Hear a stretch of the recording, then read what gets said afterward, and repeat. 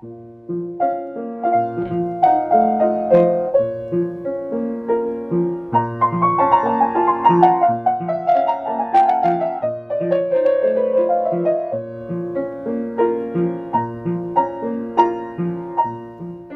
was working with Ballet BC as a guest dancer. We just came back from a tour in California, and we did our shows in Vancouver, and we were gonna go to Victoria. Literally on the first day to Victoria was the start of the lockdowns.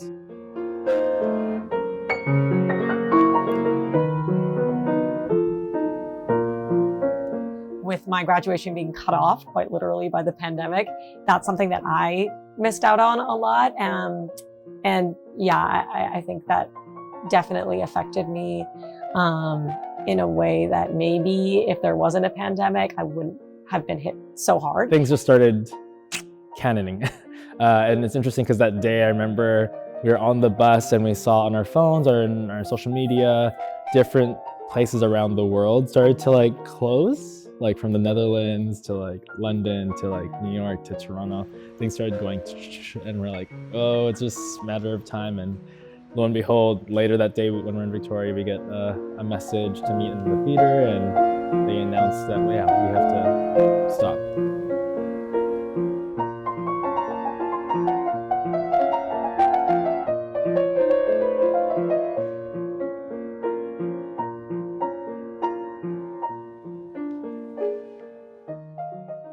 I think the biggest thing I would attest to like a shift would be the use of technology, of course.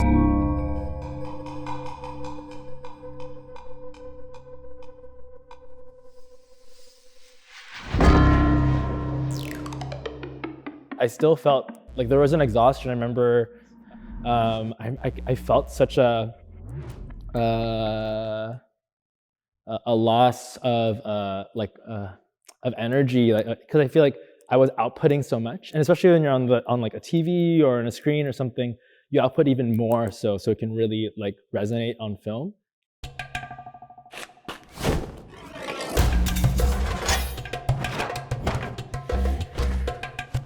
So I just remember like just a huge amount of exhaustion, like emotionally, like it's not even physical, it's just like the emotional energy that's put out.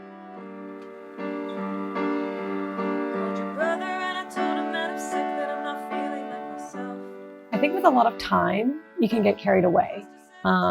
It's really easy when you're at home 90% of the time with no one telling you to stop what you're doing to invest way too much time in a project.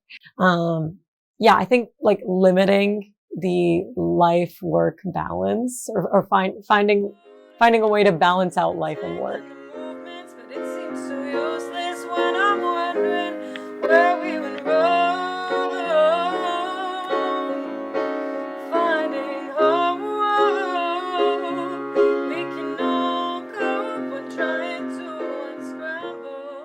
So that's how I'm trying to approach the pandemic.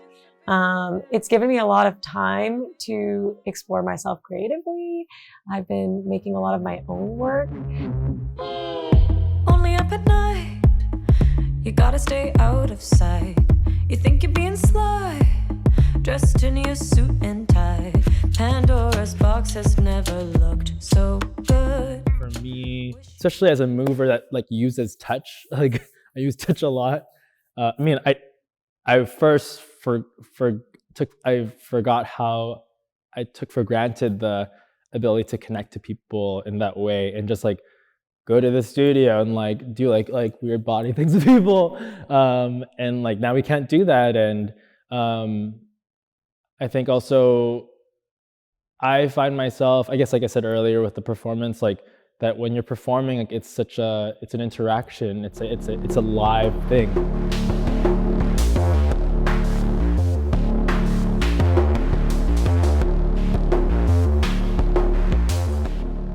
Especially the way I work, I'm really interested in kind of utilizing like a street dance format of movement of like performance, which is like in the round. So it's not even proscenium. You don't have a delineation of like the stage and the audience.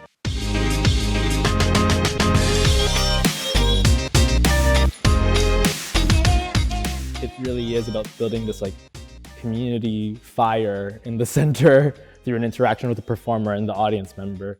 And so losing that, I think, has been really big. Usually I do all my album releases live, but this one I had to do something a bit different. So instead I hired a bunch of voice actors in Vancouver and they did a storyline for me. So in between all the songs, there would be like a narrative report from a reporter or a character that is part of my album. And then that would help kind of tell the story. And then I compiled all that together and then did a live online show.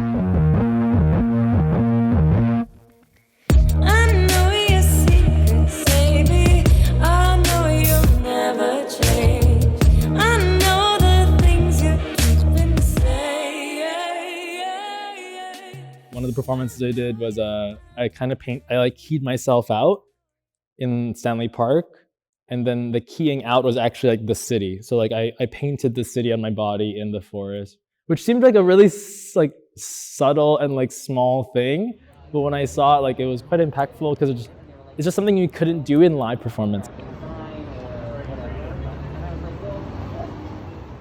And so my biggest advice is to make your own work. Don't wait on anybody. Do what you love because you love to do it and not because you're trying to impress anybody else. Just be open, like really, really be open. And I think open and available to whatever's in front of you. And to also surround yourself with people that you're excited about, that challenge you.